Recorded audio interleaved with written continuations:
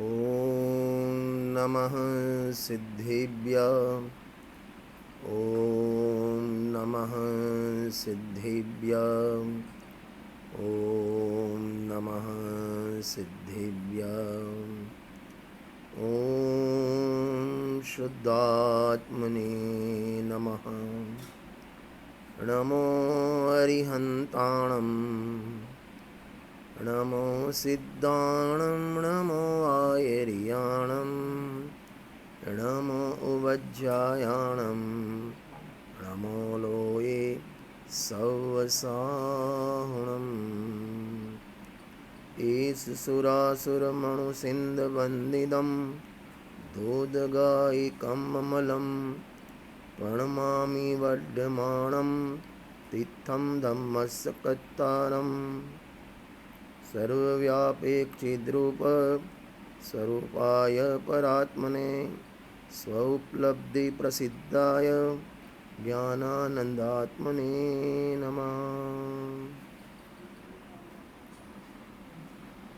भरत क्षेत्र के भगवान आचार्य कुंद द्वारा रचित पंच परमागम्य से प्रवचन सार ग्रंथाधिराज विराजमान है। आज पूरी दुनिया में कोरोना महामारी का हाहाकार चल रहा है।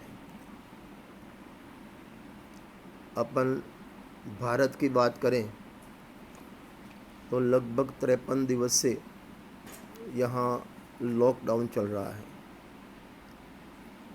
लेकिन पूज्य गुरुदेव जी का तत्वज्ञान का प्रताप कहो कि पूरे भारत में 130 करोड़ की जनता सब बोर हो चुकी है। 53 दिन घर पे क्या करें। एक मुमुक्षु समाज जो तत्वज्ञान से ओतप्रोत है, रंगा हुआ है, वो समाज ही आज लॉकडाउन में भी तत्वज्ञान प्रचार प्रसार का काम कर रहा है, स्वाध्याय कर रहा है और सभी प्रवचन का लाभ ले रहे हैं। उसी श्रृंखला में कोटा में जो सन्मति संस्कार संस्थान है, उनके द्वारा ई शिविर का आयोजन किया गया है। गांव-गांव में अभी हर जगह ये ई शिविर का कार्यक्रम चल रहा है। ये अपना सद्भाग्य है कि ऐसे प्रोग्राम के माध्यम से अपन घर बैठे ज्ञान गंगा का लाभ ले रहे हैं। और इस शिविर के आयोजन के लिए सभी सन्मति संस्कार संस्थान के आयोजक और ख़ास करके हमारे साथी श्री जय कुमार जी का मैं ख़ास आभार व्यक्त करता हूँ कि उन्होंने इस टाइप की आयोजन करके सभी को धर्म का लाभ लेने के लिए जो अनुष्ठान किया है वो धन्यवाद के पात्र हैं। अपन प्रवचन सार जी पे आज स्वाध्याय करेंगे। प्रवचन सार माने क्या? प्र माने उत्कृष्ट वचन, उत्कृष्ट वचन और उसमें भी सार माने प्रवचन सार। गुरुदेव के शब्दों में कहें तो प्रधान आवाज़, भगवान का प्रधान आवाज़, उसका नाम समय सार माने भगवान की दिव्य ध्वनि, उसका नाम प्रवचन सार कहने में आता है। अपन जैसे बोलते हैं, मुंह से बोलते हैं, भगवान की दिव्य ध्वनि पूरे शरीर से निकलती है। अपन बोलते हैं तो ये होठ भी हिलते हैं, एक कंठ भी हिलता है और एक ही जगह से आवाज़ निकलती है। भगवान की पूरे शरीर से आवाज़ निकलती है, होठ या कंठ हिलते नहीं हैं। दो बात। तीसरी बात, अपनी वाणी अपने जो आवाज़ निकलती है वो खंड खंड क ख ग ब ब प्र व च न ऐसे खंड खंड निकलती है। भगवान की दिव्य ध्वनि अखंड रूप से ओम ऐसे अखंड रूप से निकलती है। उसका भी रीज़न ये है कि अखंड स्वभाव की, अखंड साधना की, तो कुदरत में भी बाहर में जो दिव्य ध्वनि निकलेगी वो अखंड निकलेगी। दूसरी बात, भगवान को बिना इच्छा ये दिव्य ध्वनि निकलती है।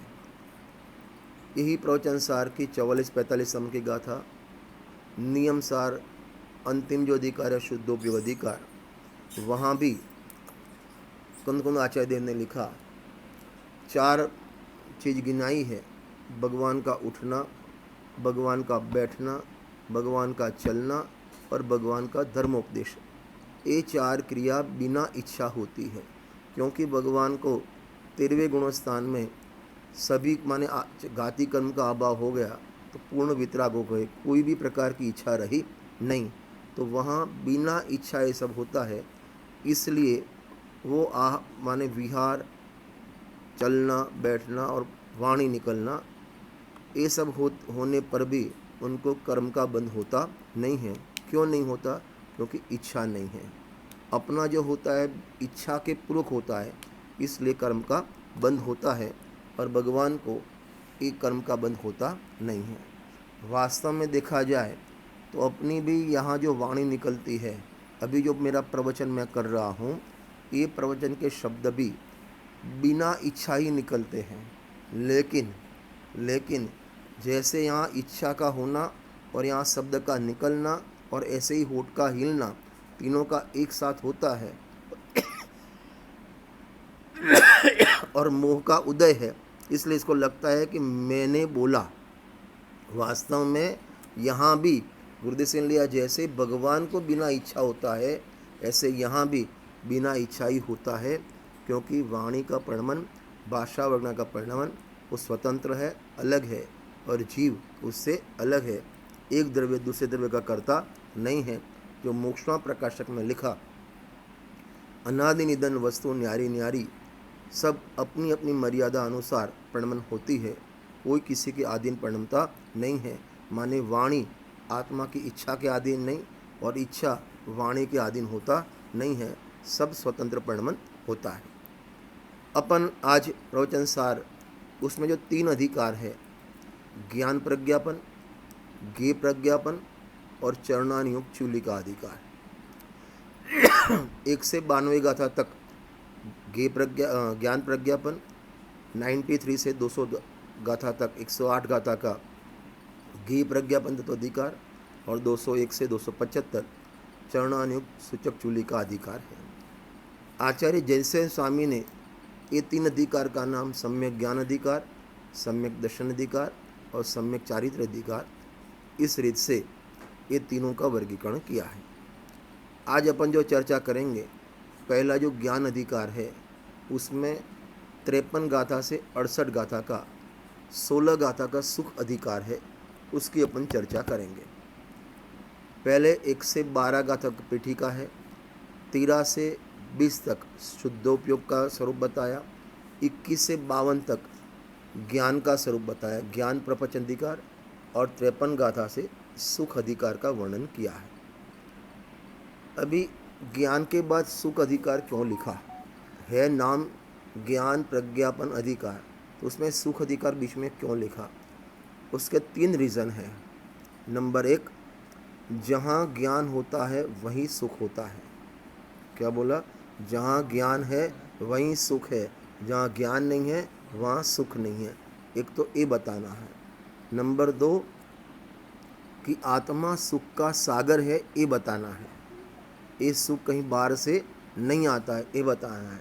और नंबर 3, इंद्रिय ज्ञान ज्ञान नहीं है और इंद्रिय सुख सुख नहीं है, ये बताना है। 3 बात इस 16 गाथा में बतानी है।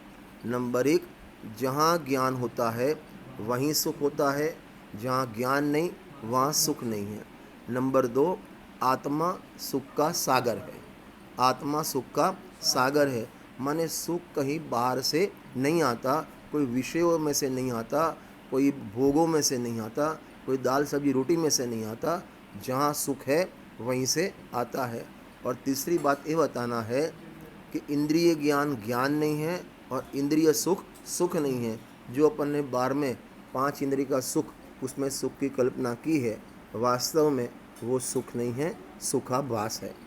पूज्य गुरुदेव श्री प्रवचन में कहते हैं कि जैसे जो कड़वा चिरायता आता है, काला चिरायता, वो टेस्ट में कड़वा आता है।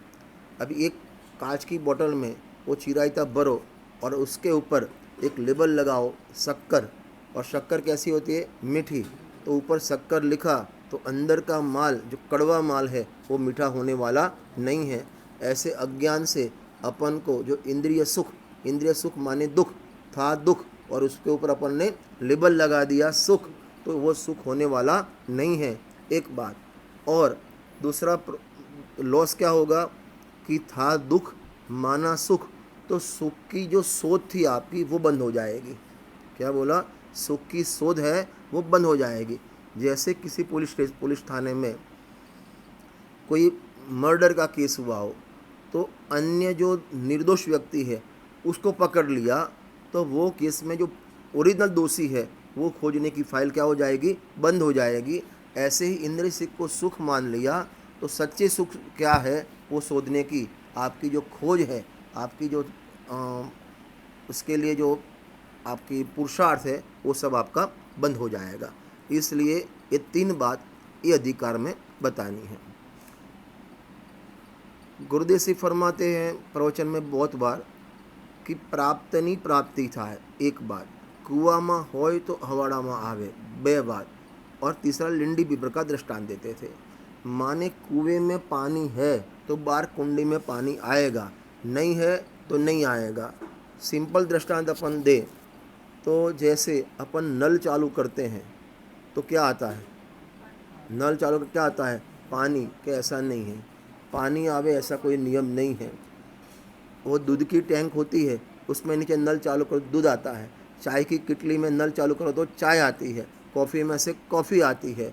और अपने यहाँ जो मिट्टी का तेल बेचने आता है, केरोसिन, वो चालू करते हैं तो मिट्टी का तेल आता है।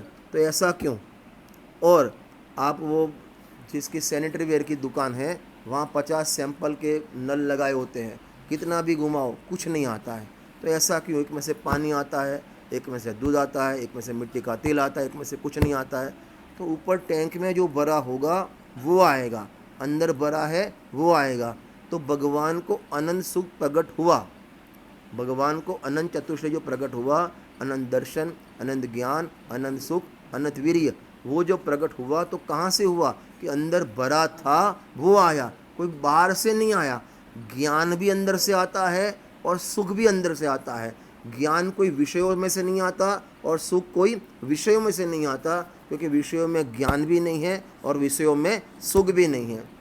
समय सार जी ग्रंथादिराज का जो पहला कलश है, नमः समय साराय स्वानुभूत्या चकास्ते चित स्वभावाय भावाय सर्वभावान तरच्छिदे, उसमें जो कलश टीका है पांडे राजमल जी ने लिखी है, वहाँ बहुत अच्छी बात लिखी है।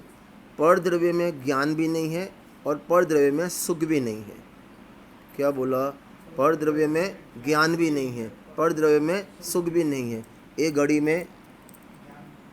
घड़ी में ज्ञान भी नहीं है और घड़ी में सुख भी नहीं है। ये मोबाइल में ज्ञान भी नहीं है और सुख भी नहीं है। अब आगे, एक घड़ी को देखने से या ये मोबाइल को देखने से ज्ञान भी नहीं होता और सुख भी नहीं होता। ये टीवी में से ज्ञान भी नहीं आता, सुख भी नहीं आता। न्यूज़पेपर में से ज्ञान भी नहीं आता, सुख भी नहीं आता। हर जगह लगाओ। अच्छा खाना, हाँ, जैसे आपके कोटा में क्या मिलता है, दाल बाटी जो भी हो, हाँ, जो मेन फेवरेट हो, वहाँ राजस्थान में दाल बाटी ज़्यादा चलती है। तो दाल बाटी में ज्ञान भी नहीं है और सुख भी नहीं है, बराबर। अभी आगे, आत्मा में ज्ञान है कि सुख है? आत्मा में ज्ञान है कि सुख है? आत्मा में ज्ञान भी है और सुख भी है, 3 बात। और चौथी बात, आत्मा को जानने से ज्ञान भी होता है, सुख भी होता है। ये बात इस सुख अधिकार में बतानी है। माने आत्मा में ज्ञान और आनंद भरा है और आत्मा को जानने से पर्याय में ज्ञान और आनंद आता है, प्रकट होता है। जो समय सार के कलश में लिखा है ना, सुख ज्ञान रस से लबालब यह ज्ञान सागर आत्मा, विभ्रम रूपी चादर हटा सर्वांग परगट आत्मा। आत्मा ज्ञान और आनंद से लबालब भरा है। लबालब माने क्या? लबालब, आत्मा ज्ञान और आनंद से लबालब भरा है। लबालब माने क्या? ठसोठस, ठसोठस माने क्या? छलोछल, छलोछल माने क्या? क्या? हाँ, मैं इसके लिए दृष्टांत हर जगह देता हूँ। जैसे आपके कोटा में कोई आपके यहाँ मेहमान आया तो उसके लिए चाय आती है, बराबर। वहाँ वो भी कप होता है, प्लेट जैसे हुए ट्रे में चाय लेके लेडीज़ आती है। और आपके 12 जो हमारे जय कुमार जो गांव है 12, वहाँ जाओ तो वहाँ छोटा गांव है तो वहाँ भी चाय आएगी, वही क्लब कप है, प्लेट है और डिश है, लेके आएंगे, बराबर। और उससे भी छोटा एकदम देहाती एरिया में जाओ, वहाँ भी चाय एक चाय लाना, वहाँ भी चाय लाएंगे। दोनों में फ़र्क क्या है? बड़ी सिटी में भी अपन बोलेंगे चाय लाओ तो चाय आएगी, गांव में भी चाय आएगी, एकदम छोटे इलाके में भी चाय आएगी। फ़र्क क्या है अली, क्या फ़र्क है? अपन सिटी में जो आएगी, कोटा में, अहमदाबाद में आएगी तो हाफ चाय आएगी, पूरा कप नहीं भरेगा। कैसे आएगी? हाफ आएगी।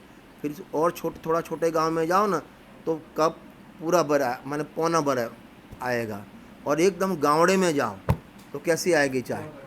पूरा भरा, माने इतनी बड़ी है, कप में तो बड़ी है, जो प्लेट है ना उसमें भी बड़ी है, इतनी बड़ी है वो डिश थोड़ी भी हिले ना तो बाहर छलके बिना रहे नहीं। उसको कहते हैं कप में चाय लबालब भरी है, कप में चाय लबालब भरी है।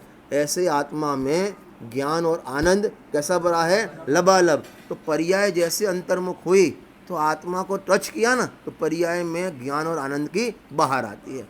उसको कहते हैं सुख ज्ञान रस से लबालब यह ज्ञान सागर आत्मा, विभ्रम रूपी चादर हटा सर्वांग परगट आत्मा। एक विभ्रम रूपी पर्याय की बीच में आड़ है तो उसके आड़ में भगवान आत्मा होते हुए भी, विद्यमान होने पर भी दिखाई नहीं देता। जैसे आँख के आगे एक तिनका आ जाए तो सामने बड़ी बिल्डिंग हो तो भी वो दिखती नहीं है, एक तिनके की आड़ में वो दिखती नहीं है। ऐसे पर्याय और राग की आड़ में अपना भगवान आत्मा चैतन्य देव ज्ञान और आनंद का सागर विराजमान होने पर भी अपन को दिखता नहीं है। अभी अपन सुख अधिकार जो 53 गाथा से शुरू होता है उसकी चर्चा करेंगे अपन। सुनना ध्यान से, 53 गाथा से 68 गाथा सुख अधिकार है, 16 गाथा का अधिकार है। पहली गाथा में तो पूरी अधिकार का वर्णन किया है एक गाथा में। उसके बाद 54 नंबर की गाथा में अतीन्द्रिय ज्ञान का स्वरूप बताया। फिर 4 गाथा में इंद्रिय ज्ञान का स्वरूप बताया। उसके बाद 4 गाथा में अतीन्द्रिय सुख का स्वरूप बताया और अंतिम 6 गाथा में इंद्रिय सुख का वर्णन बताया। फिर से अतीन्द्रिय ज्ञान, इंद्रिय ज्ञान, अतीन्द्रिय सुख, इंद्रिय सुख। सिंपल क्या बोला? अतीन्द्रिय ज्ञान, इंद्रिय ज्ञान, अतीन्द्रिय सुख, इंद्रिय सुख, बराबर 4 आइटम हैं। उसमें पहली एक गाथा में तो पूरे अधिकार का कॉमन वर्णन है 53 गाथा में। 54 गाथा में अतीन्द्रिय ज्ञान का वर्णन है। किसका वर्णन है? अतीन्द्रिय ज्ञान।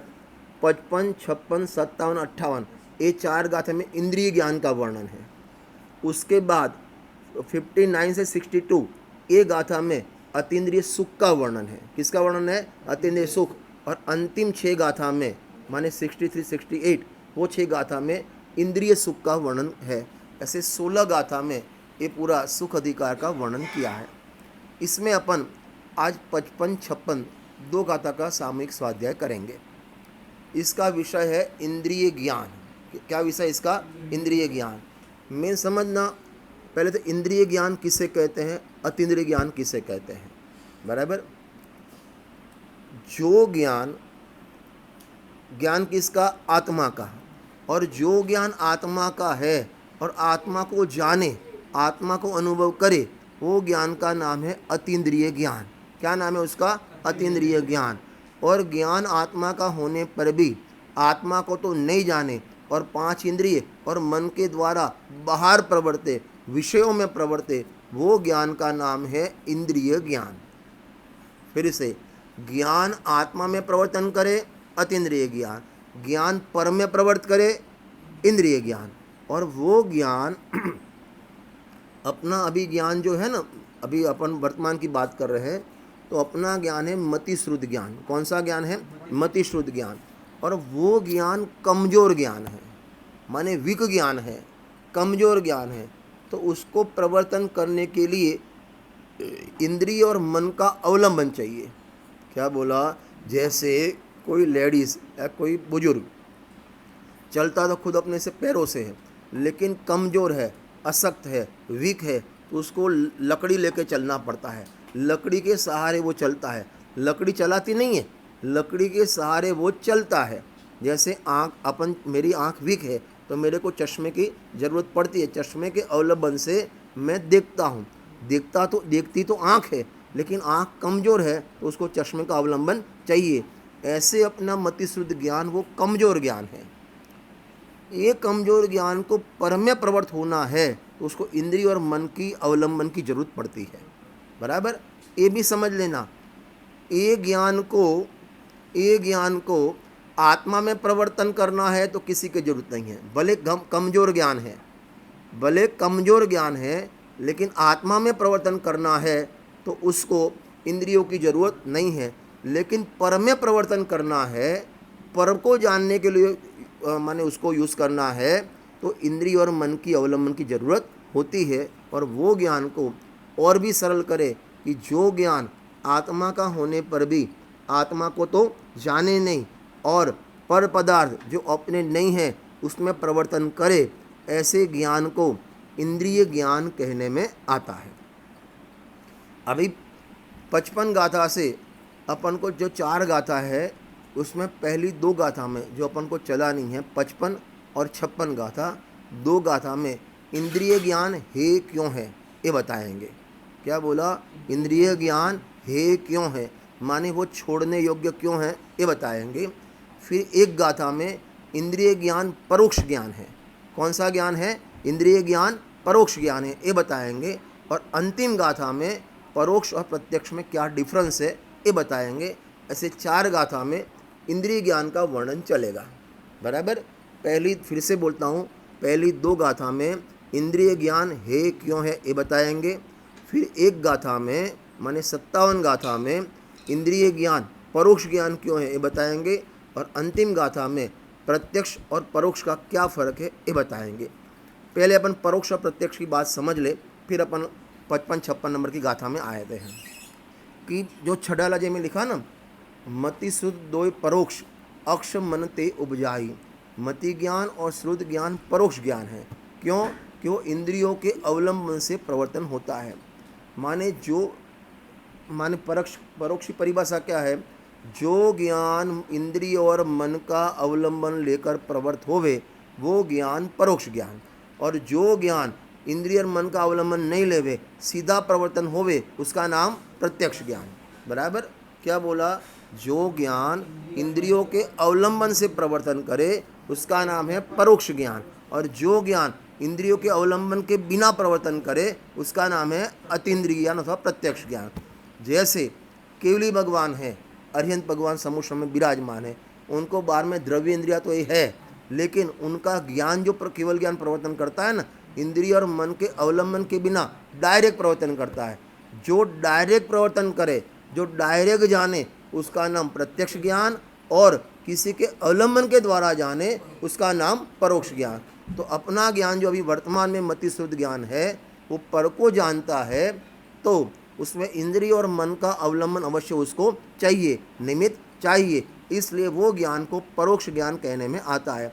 ये इंद्रिय ज्ञान माने मति शुद्ध ज्ञान परोक्ष होने पर भी ये पर को जानने के लिए परोक्ष है, लेकिन अपने आत्मा का अनुभव करना हो उसको तो उसमें इंद्रिय और मन भले होवे इसकी ज़रूरत नहीं है, ज्ञान सीधा आत्मा का अनुभव कर सकता है। इसलिए वो ज्ञान को अनुभव प्रत्यक्ष कहेंगे। क्या कहेंगे अपन उसको?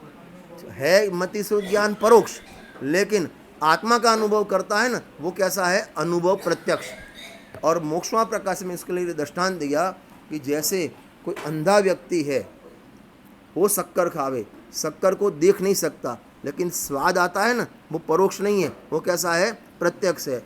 ऐसे ज्ञान आत्मा का अनुभव करता है तब जो आनंद आता है उसका प्रत्यक्ष स्वाद लेता है, इसलिए उसको अनुभव प्रत्यक्ष भी कहने में आता है।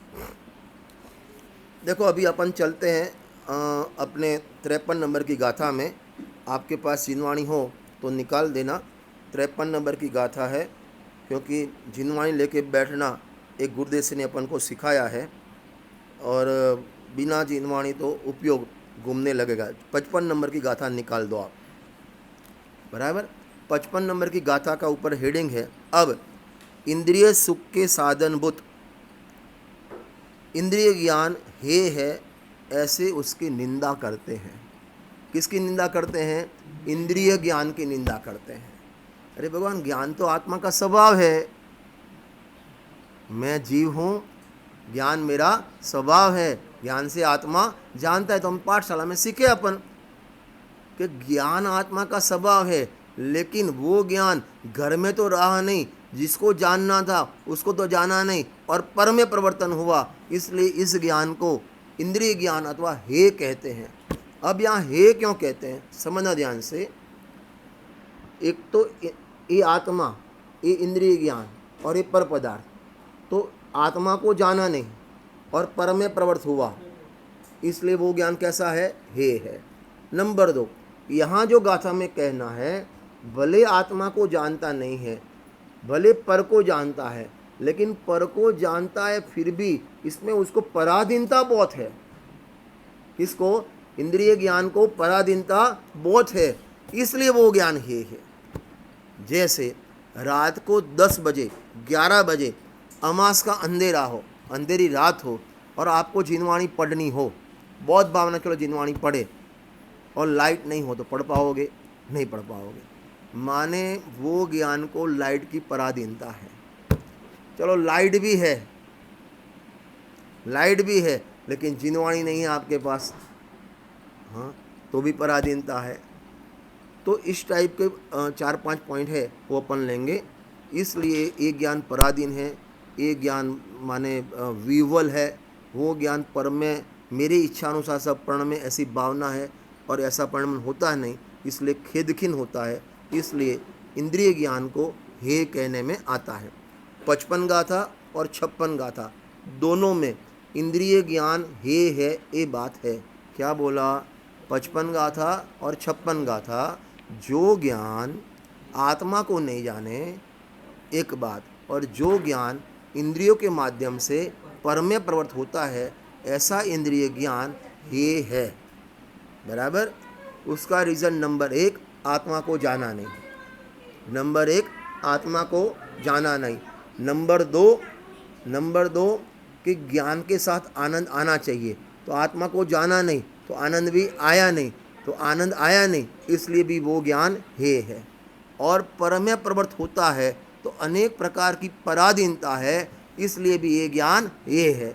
और अपनी इच्छा अनुसार बाहर में पदार्थ को परिणमन की इच्छा करता है, लेकिन पदार्थ ऐसे परिणमन होता नहीं है, इसलिए उसको दुख होता है, खेदखिन होता है, इसलिए इंद्रिय ज्ञान हे है।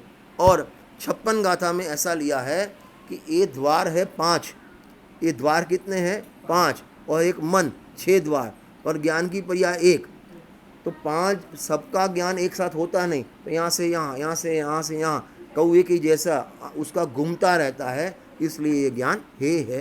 ये बात ये 2 गाथा में बतानी है। पहले अपन गाथा का पाठ करते हैं।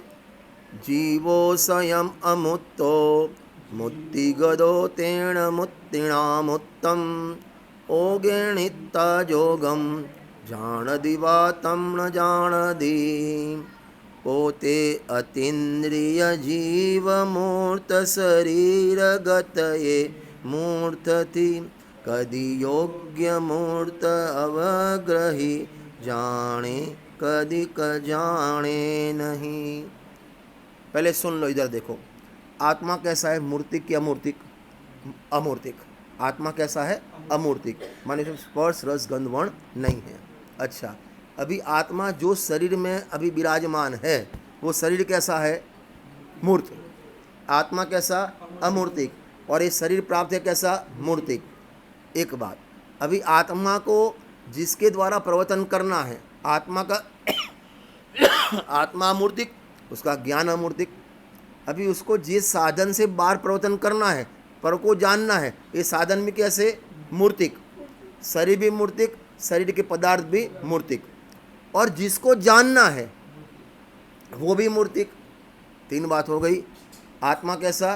अमूर्तिक, बराबर। मोक्षमा प्रकाश में लिखा है, अमूर्तिक प्रदेशों का पुंज, प्रसिद्ध ज्ञानादि गुणों का धारी। क्या, दो शब्द लिखे, क्या लिखा, अमूर्तिक प्रदेशों का पुंज, प्रसिद्ध ज्ञानादि गुणों का धारी और अनादि से आत्मा है। बराबर। तो आत्मा कैसा है, अमूर्तिक। बराबर। तो इसके आत्मा अमूर्तिक, तो ज्ञान भी कैसा, अमूर्तिक, उसकी ज्ञान पर्याय भी कैसी, अमूर्तिक।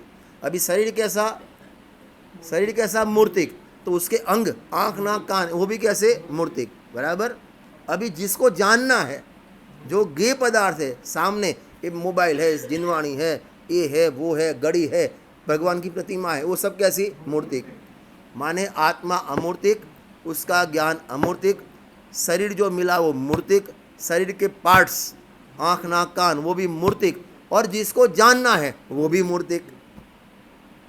बराबर। ये पहली लाइन का अर्थ। माने जीवो स्वयं अमूर्तो, जीव तो स्वयं अमूर्तिक है, आत्मा तो अमूर्तिक है। मुत्तिगतो तेण मुत्तिणा मुत्तम, मुत्तिगतो, आप मूर्त शरीर में रहता है। अरे कैसे, कहाँ रहता है, मूर्त शरीर में रहता है। तेण मुत्तिणा मुत्तगतम, मुत्तिणा मुत्तगतम, माने मूर्त पदार्थ को जानता है, मूर्त के द्वारा मूर्त पदार्थ को जानता है। क्या बोला, मूर्त के द्वारा मूर्त पदार्थ को जानता है। इसका मतलब ये हुआ कि इंद्रिय ज्ञान से आत्मा अमूर्तिक है, तो इंद्रिय ज्ञान से आत्मा जानने में नहीं आएगा, क्योंकि इंद्रिय ज्ञान मूर्तिक के द्वारा मूर्तिक में प्रवर्तता है। क्या बोला, इंद्रिय ज्ञान मूर्तिक के द्वारा मूर्तिक में प्रवर्तता है, और आत्मा कैसा है, अमूर्तिक, इसलिए इंद्रिय ज्ञान से आत्मा जानने में नहीं आता। ख्याल आया, बोलने ये क्या आया ख्याल, आत्मा अमूर्तिक અને આ શરીર ને બધું મૂર્તિક, તો મૂર્તિક પદાર્થથી અમૂર્તિક જાણવામાં નહીં આવે। आत्मा अमूर्तिक, शरीर कैसा, मूर्तिक, तो अमूर्तिक आत्मा मूर्तिक के द्वारा मूर्तिक में प्रवर्तता है। पदार्थ भी कैसे, मूर्तिक, ये इंद्रियां भी कैसी, मूर्तिक, ये शरीर भी कैसा, मूर्तिक, और आत्मा कैसा, अमूर्तिक। तो आत्मा मूर्तिक के द्वारा मूर्तिक में प्रवर्तता है, मूर्तिक के द्वारा मूर्तिक में प्रवर्तता है। इसका मतलब वो इंद्रिय ज्ञान मूर्तिक के द्वारा मूर्तिक में प्रवर्तता है, लेकिन अमूर्तिक में नहीं प्रवर्तता है। यदि अमूर्तिक में प्रवर्तता तो उसको अतीन्द्रिय ज्ञान कहते हैं अपन। बराबर।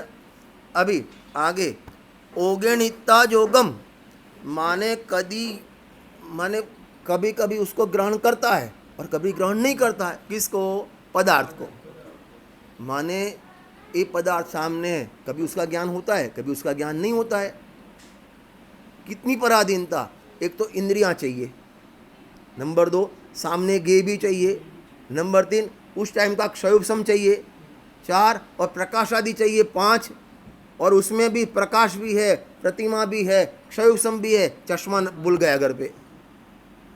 हाँ, जो कम सुनते हैं, माने कम सुनते हैं, माने सब है, सामने प्रवचनकार भी है, उसका प्रवचन माइक पे हो रहा है, आवाज़ भी अच्छी है, उसका कान में वो मशीन भूल गया घर पे। हाँ, तो फिर उसको अंदर क्या बोला तो वो भी नहीं सुनेगा और पड़ोस वाले को भी नहीं सुनने देगा। कितनी पराधीनता है, समझना। एक घड़ी को जानना है ना, ये क्या है कि घड़ी, एक घड़ी के ज्ञान में कितनी पराधीनता है। इंद्रिय ज्ञान को सामने घड़ी चाहिए, आँख चाहिए, आँख अच्छी नहीं हो तो चश्मे चाहिए, प्रकाश चाहिए, ये सब चाहिए, और ये सब हो लेकिन क्षयोपशम नहीं हो तो क्या करे। हाँ, कितनी पराधीनता। और आत्मा का अनुभव करना हो तो कितनी पराधीनता। घड़ी चाहिए, नहीं चाहिए, इंद्रिया चाहिए, नहीं चाहिए, प्रकाश चाहिए, नहीं चाहिए, ज्ञान चाहिए तो ज्ञान है, और आत्मा चाहिए, दोनों। जिसको जानना है वो भी विद्यमान, जिसके द्वारा जानना है वो भी विद्यमान। तेरे को कुछ नहीं चाहिए, ये बताना है गाथा में। अरे बाहर में एक कप चाय पीना हो ना, कितनी पराधीनता। अलिक जब भी घर में कोई नहीं हो, लेडीज़ नहीं हो, और खुद चाय बना, 2 बजे आए तुम 3 बजे घर पे, और चाय बनानी हो तो इसी ऐसे होती है चाय। कितना चाहिए, गैस चाहिए, खाली गैस नहीं चाहिए, सिलेंडर नहीं, उसकी वो सिगड़ी भी चाहिए, लाइटर भी चाहिए, वो तपेला भी चाहिए, वो चिमटी सांडसी भी चाहिए, चाय पत्ती चाहिए, दूध चाहिए, पानी चाहिए, मसाला चाहिए, चीनी चाहिए। हाँ बराबर, इतना चलो हो गया, काम हो जाएगा, नहीं। उसके बाद कप चाहिए, प्लेट चाहिए, छन्नी चाहिए। एक चाय बनाने में कितनी आइटम चाहिए? हाँ, और बनाना आना चाहिए, नहीं तो नहीं बने। तो एक चाय बनाने में कितनी पराधीनता। मैं हमेशा बोलता हूँ, चाय बनाना इजी है कि आत्मा का अनुभव करना इजी है? बोलो। वहाँ तो सब हो ना, चाय बना सकता तो है ही नहीं, तो अभिमान करता है कि मैंने चाय बनाई, लेकिन तू बना सकता नहीं है। चाय बनाने में जितनी पराधीनता है ना, उससे अनंत गुनी कम आत्मा को जानने में माने पराधीनता है ही नहीं। जहाँ अरे नरक में, सातवीं नरक की तीव्र वेदना में जब आत्मा का अनुभव हो सकता है, माने सब प्रतिकूलता है वहाँ, प्रतिकूलता नहीं, प्रतिकूलता का गंज है, फिर भी वहाँ आत्मा का अनुभव कर सकता है, तो अपन आत्मा का अनुभव क्यों नहीं कर सकते? ये सब हो तो हो, नहीं हो तो नहीं हो, कोई बात नहीं। अरे ज्यादा क्षयोपशम की भी जरूरत नहीं है। श्रीभूति मुनिराज को मारुष मातुष इतना भी याद नहीं रहा, मारुष मातुष 4 वर्ड्स याद नहीं रहे, फिर भी केवल ज्ञान हो गया उनका। अपनी बुद्धि उससे तो कम नहीं है ना। बस आत्मा की रुचि चाहिए, एक आत्मा की रुचि हुए ना। अरे तिर्यंज गति में शेर की पर्याय को वो 2 मुनिराज आए, बोलो, और सम्यक दर्शन हो गया। तो पूछ वाला कर सकता, पर मूछ वाले नहीं कर सकते। लालाई मूछ राखी है ना वे तो। हाँ हाँ है, हाँ फास्ट बराबर। तो कितनी बात हुई, खुद है अमूर्तिक, शरीर है मूर्तिक, ये शरीर के पार्ट्स वो भी मूर्तिक, और जिसको जानना है वो भी मूर्तिक। चलो वो तो ठीक है, इतना तो हो गया। फिर भी वो ये भी हो, शरीर भी हो, आँख नाक कान भी हो, सामने पदार्थ भी हो, लेकिन जो इंद्रिया वीक है ना, तो उसके पदार्थ चाहिए, चश्मा चाहिए, ईयरफोन चाहिए, जो भी चाहिए बराबर। ये सब भी हो, लेकिन बाहर में प्रकाश लाइट नहीं हो, अंधेरा हो, तो क्या करोगे? माने कितनी पराधीनता है। इसलिए ये ज्ञान को, पराधीन ज्ञान को हे कहने में आता है, ये यहाँ बताना है। लिखा माने ओगेन हिता जोगम जानदी वा तम न जाना दी, माने पदार्थ हो तो जाने भी या नहीं भी जाने। अरे अपन को ऐसा होता है कि नहीं होता है, अपन ऑफिस पे टेबल पे बैठे हो और कर्मचारी बोले बेटा कैलकुलेटर ले आ, कहाँ रखा था? इधर इधर, और आगे सामने कैलकुलेटर पड़ा, तुम्हारे आंखों के सामने पड़ा है और तुमको दिखता नहीं है। बनता है, होता है कि नहीं होता है ऐसा? पदार्थ है, ज्ञान होवे भी ना भी होवे। अरे अपन प्रवचन में बैठते हैं, कई को नींद आती है, कई को नींद नहीं आती है, किसी को मालूम पड़ता है नहीं पड़ता है, ज्ञान होवे या ना भी हुए। कितनी पराधीनता है ज्ञान में। और श्रीमद् राजचंद्र कहते पराधीन सपने सुख नाई गोसाई। जहाँ पराधीनता है वहाँ सुख नहीं है, और सुख में पराधीनता होती नहीं है। स्वाधीन सुख लो सर्वदा, माने वहाँ जहाँ स्वाधीनता है वहाँ सुख होता है बराबर। अभी इसमें टीका पूरी तो नहीं पढ़ेंगे अपन, क्योंकि टाइम ज़्यादा जाएगा। भावार्थ पढ़ते हैं अपन। देखो उसमें टीका में एक लाइन बहुत अच्छी है, क्योंकि टाइम अपना कम है। 5वीं 6ठी लाइन है, परोक्ष ज्ञान। ये परोक्ष ज्ञान माने इंद्रिय ज्ञान मिला। 6ठी 7वीं लाइन है टीका की, पेज नंबर 96 पर। परोक्ष ज्ञान चैतन्य सामान्य के साथ अनादि सिद्ध संबंध होवा छता मिला।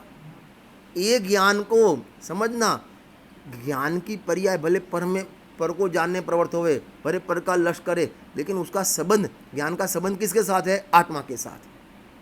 ज्ञान का संबंध किसके साथ है? आत्मा के साथ। और कब से? आत्मा कब से? अनादि से। पर्याय में ज्ञान भी कब से? अनादि से। और ज्ञान और आत्मा तादात्म्य कब से? अनादि से। ऐसा होने पर भी अति दृढ़तर अज्ञान रूप तमोग्रंथि वड़े अवराई जवाती बिड़ाई गई से। माने अज्ञान अंधकार इतना बिड़ गया है, वो ज्ञान में आत्मा विद्यमान होने पर भी आत्मा जानने में नहीं आता, और जो ज्ञान में नहीं है उसको जानने में प्रवृत्त होता है। ज्ञान की प्रतिपल उठे तरंग, झांकता उसमें आत्म राम। अरे आबाल सभी गोपाल, सुलभ सबको चिन्मय अभिराम। ऐसा आत्मा ज्ञान में सुलभ होने पर भी अज्ञान रूपी तमोग्रंथ से वो ज्ञान ऐसा संकुचित हो गया है कि जानने में आता हुआ आत्मा भी जानने में नहीं आता।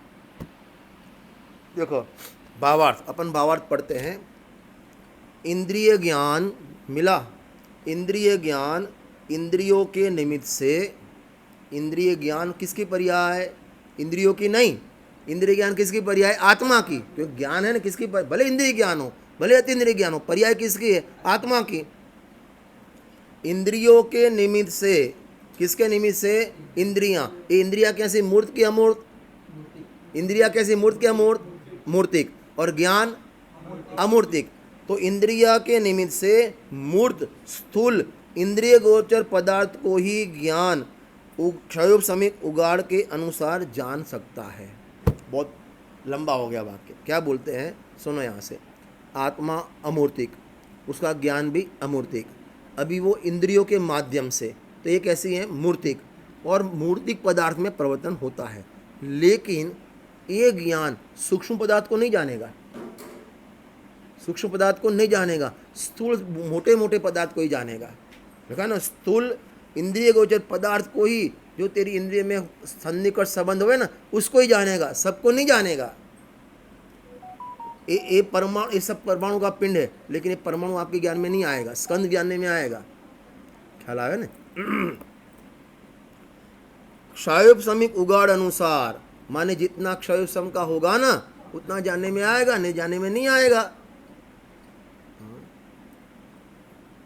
सामने पदार्थ है, आप साउथ में जाओ, बंगाल में जाओ, कलकत्ता में जाओ, तो वहाँ ऐसे ऐसे ऐसे लिखा होता है, ऐसे ऐसे जलेबी जलेबी जलेबी लिखा होता है। वहाँ पदार्थ है, तुमको ज्ञान नहीं होगा। क्यों नहीं होगा? इस टाइप का क्षयोपशम नहीं है। परोक्ष ऐसा इंद्रिय ज्ञान अभी देखना, पहले पदार्थ की बात आई, अब प्रकाश आदि बाह्य सामग्री को शोधने की व्यग्रता, अस्थिरता के कारण अतिशय चंचल और क्षुब्ध है। क्या कहते हैं? अभी इंद्रियां भी है, पदार्थ भी है, लेकिन उसको बाह्य पदार्थ और चाहिए, और चाहिए, प्रकाश चाहिए, फलाना चाहिए, चश्मा चाहिए, हाँ पंखा चाहिए, फलाना चाहिए, ऐसे अनेक पदार्थ चाहिए ज्ञान के लिए। अभी नहीं करते वो अपन इसमें टैबलेट में, अपन मोबाइल में जैसे किसी का प्रवचन आता है, प्रवचन आवाज़ कम आती है, फिर ब्लूटूथ पे वो लगाते हैं, क्या नाम, स्पीकर लगाते हैं, हेडफोन लगाते हैं, तो उससे आवाज़ बड़ी आती है। ये सब बाह्य व्यग्रता है। और हेडफोन नहीं बोल, कहाँ गया कहाँ गया कहाँ गया, ये व्यग्रता है। इस माने टेंशन टेंशन टेंशन टेंशन, कहाँ गया। अभी मेरा चश्मा निकल जावे, इसलिए मैं 3 पैर रखता हूँ। एक तो गई अभी लॉकडाउन में, एक टूट गई, अभी दूसरी आई, अभी ये टूट जाए, अभी तीसरी है, और तीसरी टूट गई और लॉकडाउन चालू रहा तो प्रॉब्लम। चिनवाणी है, आँख भी है, रजनीबाई भी है, लेकिन पढ़ नहीं पाएंगे। हाँ, तो इसको ढूंढने की बहुत व्याकुलता रहता है। जैसे किसी को लकड़ी के सहारे चलना है, बराबर, अभी शाम रात को तो अपने बेड पर रखी थी और सुबह नहीं मिली, अभी चले कैसे, मंदिर दर्शन करना कैसे जावे, तो उसको ढूंढने की व्यग्रता। प्रकाश आदि बाह्य पदार्थ को ढूंढने की व्यग्रता, अस्थिरता, 24 घंटा एक करो, वो करो, फलाना करो, ढिकना करो। हाँ हाँ, अभी ये तुम्हारा इंटरनेट वो नहीं आता, इंटरनेट नहीं आता, इंटरनेट नहीं आता, टावर नहीं आता, टावर नहीं आता, टावर ढूंढने को, फिर किसी के वहाँ, जैसे यहाँ से कोटा से बाहर गया, उज्जैन गया, तो वहाँ फिर गांव में गया, और उज्जैन के छोटे गांव में गया, बड़नगर गया, और वहाँ टावर नहीं, तो घर के बाहर निकलता है, हेलो हेलो हेलो हेलो, ऐसे ऐसे करके एकाएक ये व्यग्रता, टावर ढूंढने की व्यग्रता। आगे, अल्प शक्ति वाला होने से खेद खिन। एक शैवसम ज्ञान है वो अल्प शक्ति वाला है, उसकी कैपेसिटी बहुत कम है। कहाँ भगवान का केवल ज्ञान और कहाँ अपना अल्प ज्ञान, एकदम जीरो वाला ज्ञान, उसके सामने तो जीरो वाला ज्ञान है अपना। हाँ, इसलिए उसको खेद खिन होता है। माने करने की इच्छा बहुत है, जानने की इच्छा बहुत है, और क्षयोपशम कम है। क्या बोला? जानने की इच्छा बहुत है और क्षयोपशम कम है इसलिए उसको खेद खिन होता है। नहीं जाने तब तक देखो, अभी जैसे अपन प्रवचन सुन रहे हैं और इसी टाइम पैरेलल इंडिया पाकिस्तान की फाइनल मैच चल रही हो और पंडित जी सामने बैठा है तो आपने टीवी बंद कर दिया है, मोबाइल में भी नहीं देखते आप, बराबर। और आप जब प्रवचन में बैठे थे तो अंतिम 3 ओवर लास्ट बाकी थी, क्रिटिकल। अभी प्रवचन में आपका दिमाग तो जाएगा वहाँ, कहाँ क्या आया, इंडिया जीत गया पाकिस्तान, इंडिया जीत गया पाकिस्तान, क्या हुआ क्या हुआ क्या हुआ। ज्ञान अल्प है और जानने की शक्ति बहुत, माने इच्छा बहुत है, इसलिए उसको दुख बहुत होता है, खेद खिन होता है, खेद खिन होता है। अभी आगे, पर पदार्थ को परिणमनाने की अभिप्राय करता होने से पग पग पर डग डग पर ठगा जाता है। क्या बोलता है, माने जानने के बाद इसको मैं ये नहीं, इसको ऐसे परिणमाऊँ, एक घड़ी को ऐसे रखूँ। अभी घड़ी तेरी इच्छा अनुसार होगी नहीं और मेरी इच्छा है कि मैं इसको ऐसे रखूँ, और वो होता नहीं, वो होता नहीं, इसलिए अंदर परिणाम में खेद खिन होता है।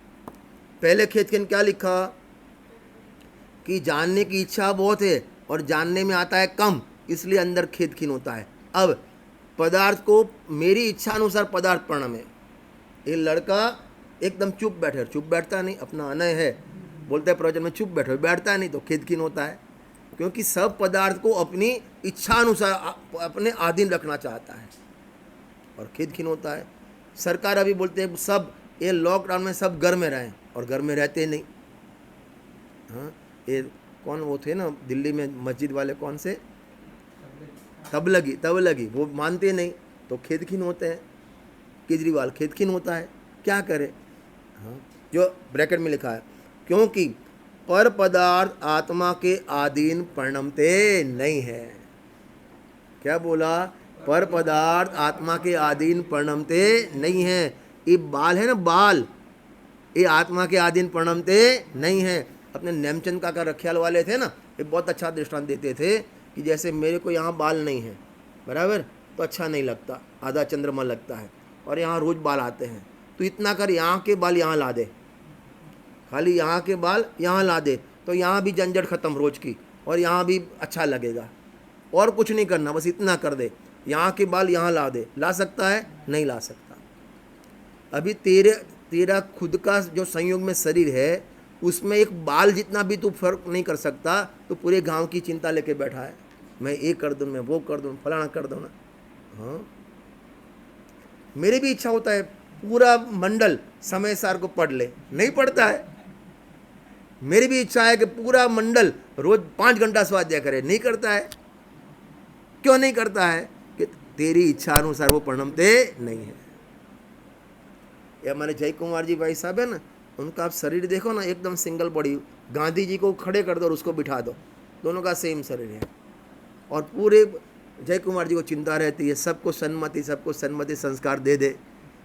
भावना अच्छी है, होनी चाहिए, ये अपना एक अंग है, फिर भी अपनी इच्छा अनुसार पदार्थ परिणमते नहीं है। मोक्षा प्रकाशक का वो सेंटेंस जीवन भर याद रखना, अनादि निधन वस्तु न्यारी न्यारी अपनी अपनी मर्यादा अनुसार परिणमती है, कोई किसी के अधीन नहीं परिणमता, कोई ये शरीर तेरे अधीन नहीं परिणमता। मैं बोलता हूँ, बीच में गले में खराश आ जाती है, इच्छा नहीं है, आ जाती है, क्या करे।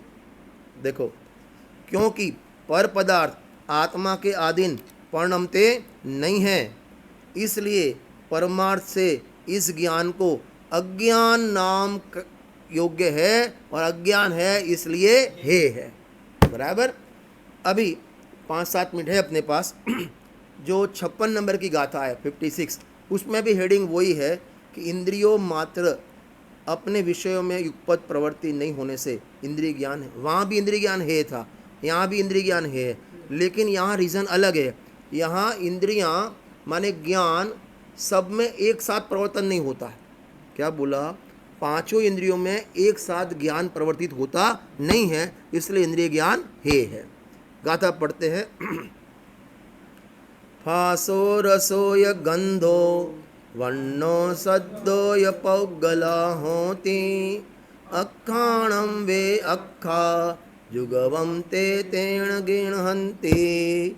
क्या कहते हैं कि ये स्पर्श, रस, गंध, वर्ण, ये शब्द, ये पुद्गल, ये सब एक साथ विद्यमान है। बराबर, ये सब सामने एक साथ विद्यमान है। एक बात, ये इंद्रियां पांचों और मन भी एक साथ विद्यमान है, लेकिन ज्ञान एक काल में एक में ही प्रवर्तन करता है।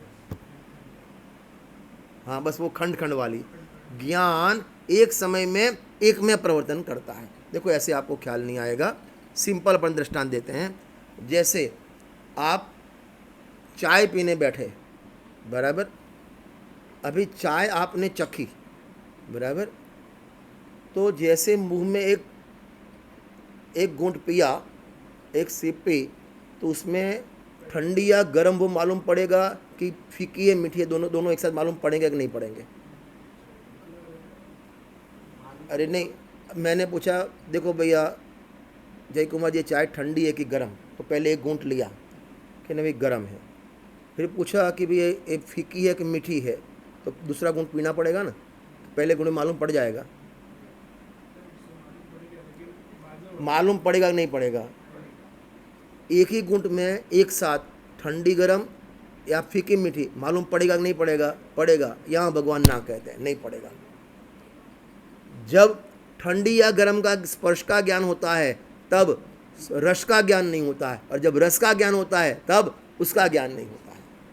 आप जब टीवी देखते हो, सुनना ध्यान से, टीवी देखते हो, कोई सीरियल देखते हो, या किसी का गुरुदेव का प्रवचन सुनते हो, तो वहाँ फेस भी दिखता है और शब्द भी सुनने में आता है, लेकिन जब शब्द देखते हो तब फेस देखने में नहीं आता, और जब फेस देखते हो तब शब्द सुनने में नहीं आता। क्यों? ये ज्ञान क्रमिक ज्ञान है। इंद्रिय ज्ञान कैसा है? क्रमिक ज्ञान है, एक साथ प्रवृत्ता नहीं है, इसलिए ऐसे ज्ञान को हे कहने में आता है। हमको ऐसा ज्ञान नहीं चाहिए जो बारी बारी से जाने, ऐसे ऐसे जाने। और ये तो क्या बोलता है, चलो टीवी चालू करो, टीवी चालू करे, देख रसोई जरा गर्म लाना, आज पूरे दिन 8 दिन के बाद घर पे आऊँ, दाल सब्जी सब गर्म करके लाना, पंखा चालू कर, पंखा चालू कर, बराबर, और उसमें टेस्ट भी आना चाहिए और स्मेल भी अच्छी आनी चाहिए, बराबर। तो उसको भोजन के समय टीवी भी देखना है, चक्षु इंद्रिय हो गया, अथवा टीवी में उसका अच्छा अपन जो परोसते हैं ना, पहले तो अपन क्या था, गांव में, गाँवड़े में पहले क्या था कि मेहमान आते थे तो ककड़ी ऐसे करके अपन दे देते थे, पूरे डब्बे एक लाते थे और ऐसे ऐसे करके देते थे। अब कैसे आता है, गार्निशिंग करके ऐसे हम सजा के, तो ऐसे ककड़ी रखी है, उस पर टमाटर रखा है, बीच में एक नींबू रखा है, 2 पत्ती रखी है, जरा लगना चाहिए। अब तेरे को लगना है, वो माने उसका रूप खाना है कि उसका टेस्ट करना है? टेस्ट करना है। फिर भी कैसा चाहिए? अच्छा दिखना चाहिए। तो दिखना चाहिए, वो किसका विषय हो गया? चक्षु इंद्रिय का। स्मेल अच्छी आनी चाहिए, इसका हो गया। टेस्ट अच्छा होना चाहिए, इसका हो गया, बराबर। और बाद में भी थोड़ा म्यूज़िक चालू करना, ठंडा ठंडा म्यूज़िक, तो वो कर्ण इंद्रिय का विषय हो गया। और इसी भी चालू करना, स्पर्श इंद्रिय का विषय हो गया। अब यहाँ कहते हैं, जब तू भोजन करता है तो दाल सब्जी रोटी ऐसे जब देखता है ना, उस टाइम संगीत के शब्द तेरे कान पे पड़ते तो है, लेकिन तू सुन नहीं पाता। और जब सुनता है ना, तो रोटी मुंह में है, उसका टेस्ट नहीं आता।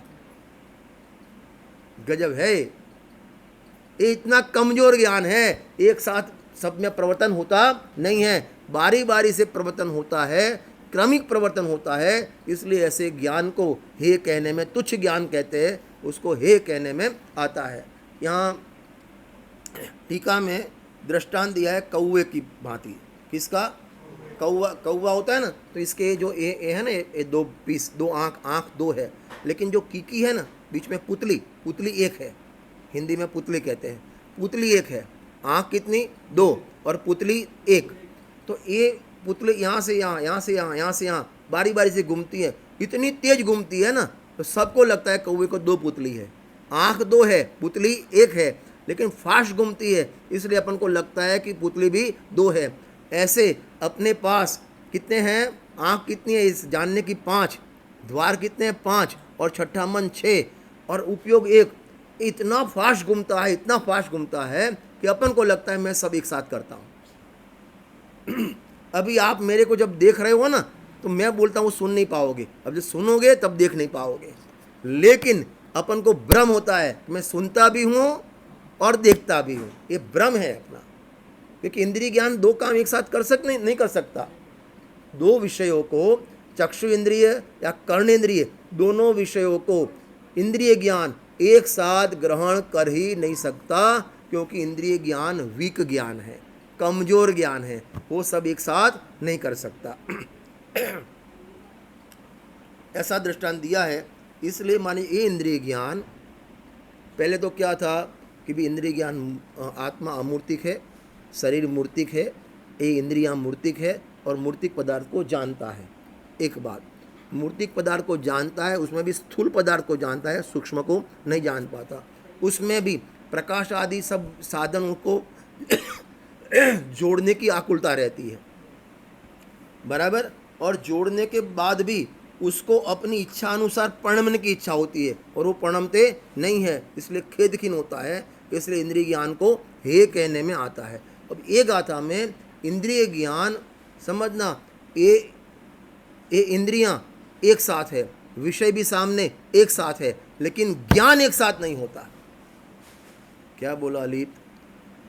विषय एक साथ है, पांचों इंद्रिय के विषय एक साथ है, इंद्रियां भी एक साथ है, लेकिन ज्ञान कभी भी, इंद्रिय ज्ञान कभी भी एक साथ प्रवर्तता नहीं है, और उसको सब एक साथ जानने की इच्छा है और प्रवर्तन होता नहीं है, इसलिए उसको दुख होता है। इसलिए ऐसा इंद्रिय ज्ञान हे कहने में आता है। ये दो गाथा का विषय है।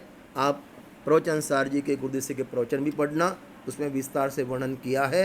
ये इंद्रिय ज्ञान भले हे है, लेकिन वो इंद्रिय ज्ञान को अपन स्वभाव की तरफ जोड़े, माने जो ज्ञान गया वो तो गया, लेकिन नया ज्ञान वहाँ वेद ज्ञान करके, वो इंद्रिय ज्ञान नहीं है, मैं तो ज्ञान स्वभावी आत्मा हूँ, ऐसा वेद ज्ञान करे और अपने आत्मा के सन्मुख होवे, तो पर्याय में नया अंकुर अतीन्द्रिय ज्ञान का प्रगटेगा और उसमें आत्मा का अतीन्द्रिय सुख भी साथ में आएगा। क्योंकि अतीन्द्रिय ज्ञान कभी अकेला नहीं आता, साथ में अविनाभावी सुख को लेके आता है। तो अपन सभी जिनवाणी के माध्यम से वो ज्ञान जो गया सो गया, नया ज्ञान अपने ज्ञान में परिवर्तन होवे, आत्मा में परिवर्तन होवे और पर्याय में आनंद की प्राप्ति करे, ऐसी मंगल भावना के साथ अभी की बात पूर्ण करता हूँ।